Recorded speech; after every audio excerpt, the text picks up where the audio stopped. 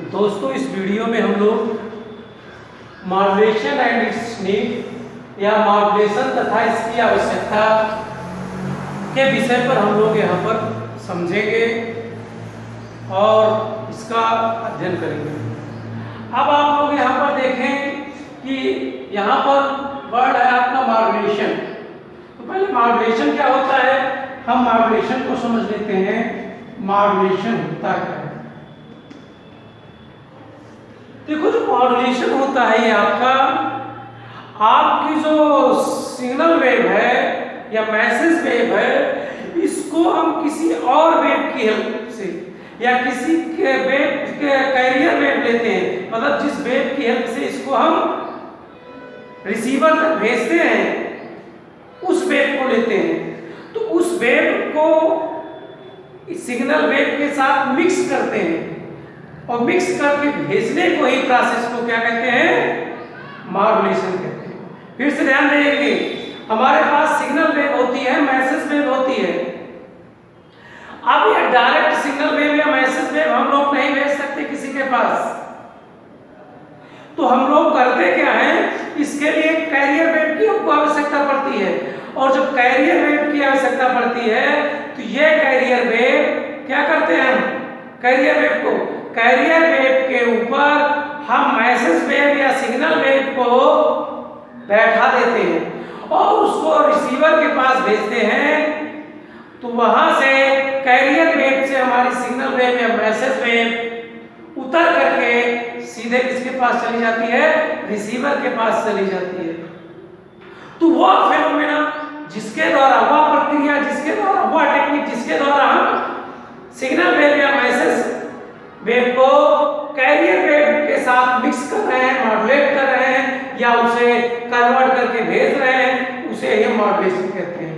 मतलब signal wave या message wave को आपको कैरियर वेव के साथ जिस प्रोसेस, जिस टेक्निक के द्वारा मिक्स करके भेजते हैं उसी को हम क्या नाम देते हैं, मॉड्यूलेशन नाम देते हैं।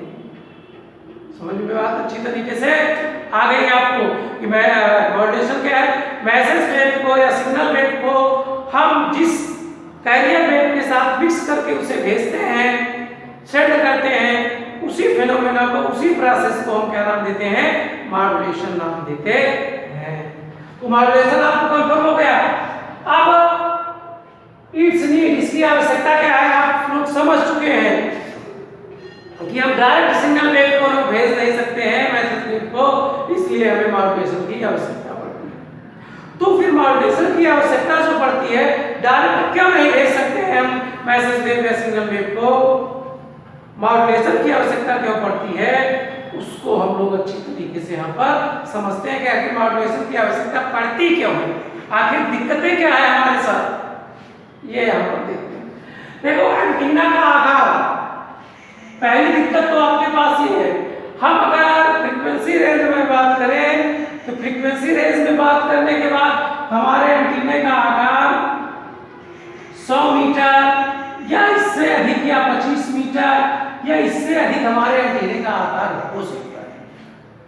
जब हम कैसे इसको निकालेंगे, जब हम लैम्डा इक्वल सी अपान न्यू का प्रयोग करेंगे या का प्रयोग करेंगे, फ्रीक्वेंसी का प्रयोग करेंगे। अब यहां से आप लोग खुद ही देख सकते हैं, अगर आपका 3 × 10⁸ मीटर पर सेकंड की आपकी वेव है और इसकी फ्रीक्वेंसी जो है अगर आपकी 300 भी है, 300 हर्ट्ज है, तब पर भी आपका कितना आएगा, या 3000 हर्ट्ज है आपका, या 3 × 10⁵ हर्ट्ज, तब पर भी आपका एंटीना की तरंग कितनी होगी, एंटीने की वेवलेंथ आपकी कितनी आएगी।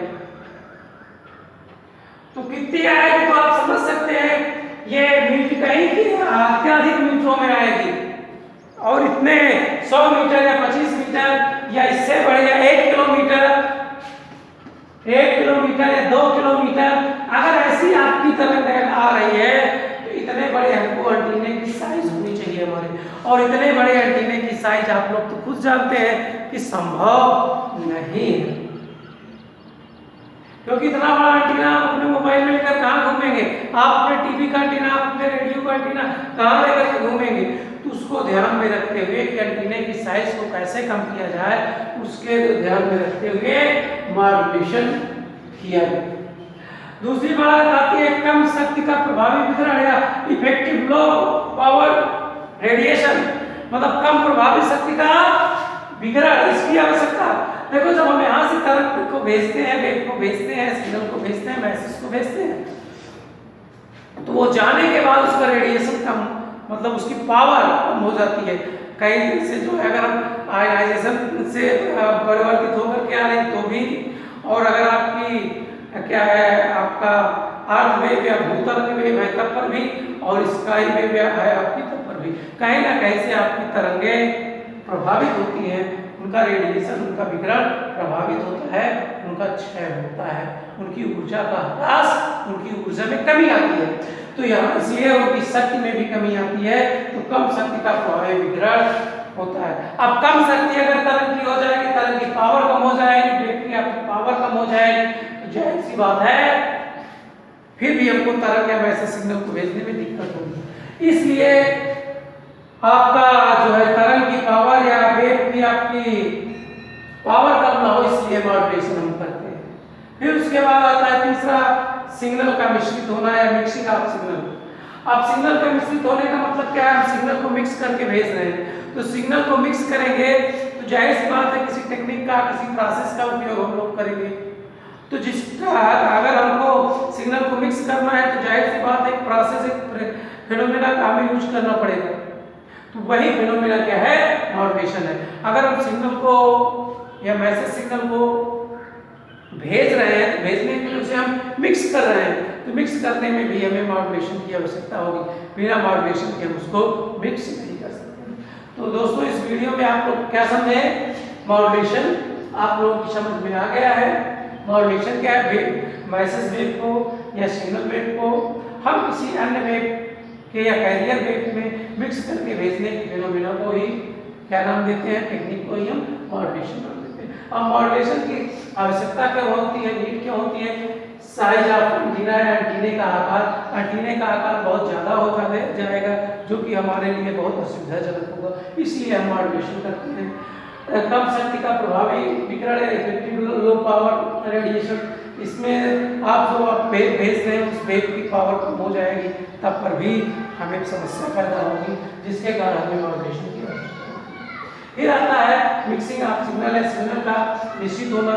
तो जब हम सिग्नल को मिश्रित करेंगे तो मिक्स करने में भी हमें डायरेक्ट मिक्स नहीं कर पाएंगे, तो मिक्स करने में भी हमें सिग्नल की आवश्यकता होगी। तो दोस्तों इस वीडियो में हमने अच्छी तरीके से modulation and it's need and modulation तथा इसकी आवश्यकता, इसको आप लोग अच्छी तरीके से समझ गए।